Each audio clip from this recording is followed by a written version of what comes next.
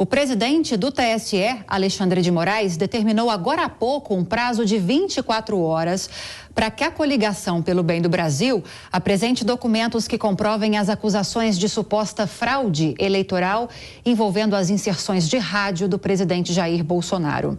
O despacho do ministro indica que os fatos narrados na petição não foram acompanhados de provas. E, de acordo com Moraes, abre aspas, nem a petição inicial, nem o relatório citado, apócrifo, indicam eventuais rádios, dias ou horários em que não teriam sido veiculadas as inserções de rádio para a coligação requerente. Nem tampouco a indicação de metodologia ou fundamentação de como se chegou a determinada conclusão. Fecha aspas.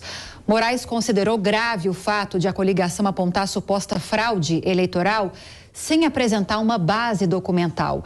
E de acordo com o presidente do TSE, se for constatada a motivação de tumultuar as eleições, as acusações podem caracterizar crime eleitoral por parte dos autores. Queria começar te ouvindo, Emanuel, a respeito dessa base documental que está sendo cobrada por Alexandre de Moraes. Porque essa acusação que foi feita pelo ministro das Comunicações, Fábio Faria, foi feita com base em uma auditoria. Imagina-se que esse resultado da auditoria já tenha sido apresentado. Ou há essa possibilidade de esse resultado ainda não ter sido apresentado e daí essa cobrança por parte de Alexandre de Moraes? Lívia, para o nosso ouvinte, nosso telespectador entender, se diz na justiça que apócrifo é um documento que ele não guarda uma cadeia de custódia ou que você não consegue comprovar ou que ele não foi produzido com participação de outra parte. De tal maneira que você não consegue garantir olhando a veracidade. Por exemplo, se você exporta a conversa do WhatsApp, ela exporta no arquivo .txt. É aquele arquivo TXT que são aqueles textos em linha. Se você coloca aquilo dali, por exemplo, para uma reclamação trabalhista, o juiz pode olhar aquilo ali e dizer, não tem nada que garanta que essa conversa seja legítima ou verdadeira. Então, se essa conversa pode ser falsa, se essa conversa não tem como se provar verdadeira, desculpa, eu preciso de outros elementos de prova. Então, o que o Alexandre de Moraes colocou ali, não necessariamente é que não haja um relatório ou que não haja auditoria, mas quando ele coloca apócrifo e fala ali, é que ele diz que não foi apresentada a metodologia, não foram apresentadas as rádios, não foram apresentados os pormenores. Então, permitam-me aqui dizer uma coisa para vocês. É evidente que não haveria uma perícia oficial feita pela Justiça neste momento. Uma perícia oficial feita pela Justiça, ela decorre de uma provocação a partir de indícios. Então, o que a campanha do Bolsonaro apresentou até agora foi uma auditoria particular, que evidentemente precisa ser verificada pela Justiça Eleitoral, que informa que teriam havido 154 mil inserções de rádio a mais da campanha do Lula, o que equivale a 53 dias corridos. E, efetivamente, a gente sabe o seguinte, Lívia, se uma multinacional qualquer, não vou mencionar, vem aqui e contrata 3 horas de inserção na Jovem Pan, dividida em 180 inserções de 1 minuto, tá? É óbvio que essa empresa não vai deixar alguém assistindo a grade da Jovem Pan 24 horas para saber se a Jovem Pan veiculou exatamente 180 minutos.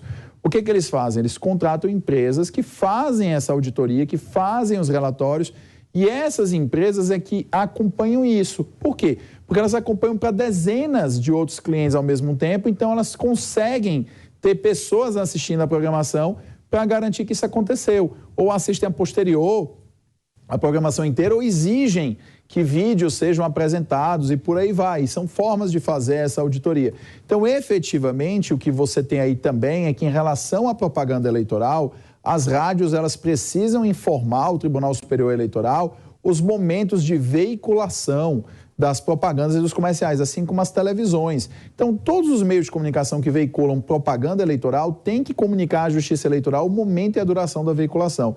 Então, existe aí sim um banco de dados do TSE a respeito disso e é não tão difícil para o ministro Alexandre de Moraes determinar que isso seja apurado. Então, se existe esta dúvida, é melhor que o TSE apure do que crie dúvida ao simplesmente reclamar de o documento apresentado ser apócrifo. Agora, sobre essa questão ainda, Emanuel, se essas acusações do ministro Fábio Faria forem verdadeiras, é um problemão para a campanha de Lula. Se elas forem falsas, sob essa sugestão alegada pelo ministro Alexandre de Moraes, que essas falas foram feitas para tentar tumultuar as eleições, é um problema para a campanha de Jair Bolsonaro. Dessa vez eu tenho que defender o Alexandre de Moraes. Ele não disse que era, ele disse que se não apresentar a prova, poderia enquadrar nesse crime. Então, pela primeira vez, eu vou ter que dizer que assim, ele falou algo razoável em relação ao processo eleitoral. Sim, ele sugeriu caso essas alegações se comprovem.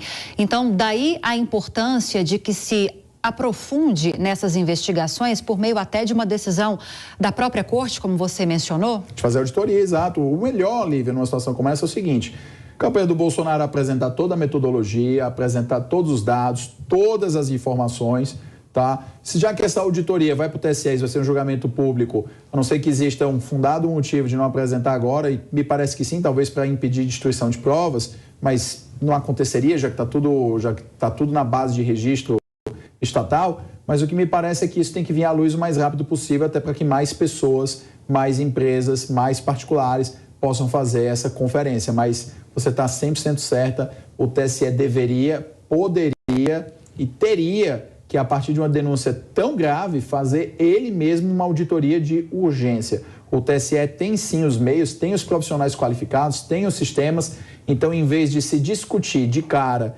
uma suposição de que poderia haver um crime eleitoral por parte da campanha do Bolsonaro ao fazer essa alegação, seria muito melhor e andaria muito melhor o TSE em fazer a apuração mesmo nessa madrugada, que o TSE se desdobrasse, convocasse todos os servidores, pagasse hora extra, o que fizesse, porque o pleito já é agora. Então, como é que você reequilibraria esse volume absurdo de inserções eleitorais, faltando tão pouco tempo para o final da eleição? Você iria aumentar excessivamente o número de sessões do Bolsonaro para compensar? Você iria punir a campanha do Lula por algum crime eleitoral, levando talvez até a inelegibilidade da chapa?